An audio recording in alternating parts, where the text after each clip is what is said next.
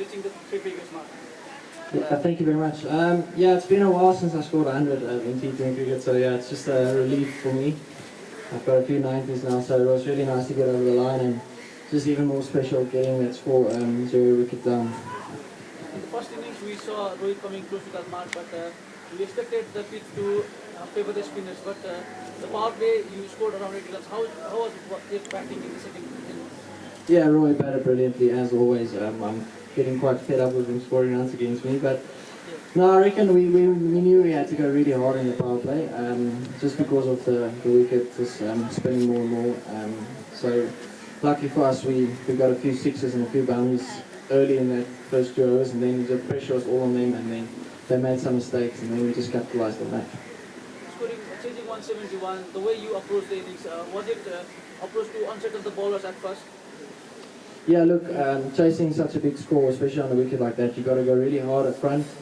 And if you're lucky enough to get through a power play unscathed, you just got to then you can just manage it and see where you are. This is a wicket where it's really tough to play catch-up cricket. Once a bat gets to 8, 9, 10, it becomes really tough. So you got to try and get as early as you can in front of the game. Even though Dinesh was partnering you in the Liga, he hasn't played much here. So both of you are playing in alien conditions. So what was the talking between trying to see off that big score? Yeah, I think he batted brilliantly as well. He supported me nicely. I think we just said that as soon as it's in your area, you need to try and get a boundary. And then once he got a few, he just batted brilliantly. And then as the game progressed, he just knocked a few singles. And when it was in his area, he kept going, kept trying to look for boundaries. So his intent was always to score. Try and score really quickly, and I reckon that's the way he really needs to go forward, because there's a really superstar in him. So I just think if his intent is there, he's going to be a really good player.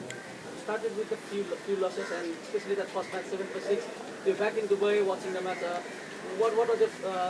How do you see the match? What was the reaction when the score was 7-6?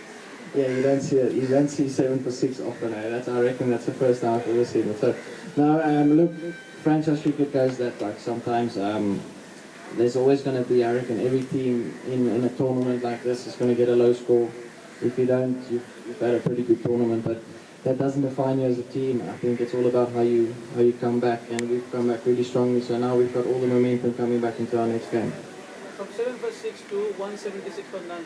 How do you define this journey? And you've made a comeback like nobody thought of. Yeah, look, I don't think we dwell too much on that.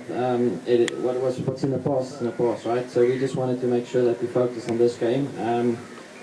It was really important for me to tell the boys that we had to keep our positive intent. It's very easy if you're 7 for 6 and you get bowled up for 70, you lose the next game, to go into your shell, be a little bit scared. But we really needed to almost go the other way and express yourself even more, and see if you can turn the tables like that and get momentum on your side. And once momentum is on your side in cricket, things can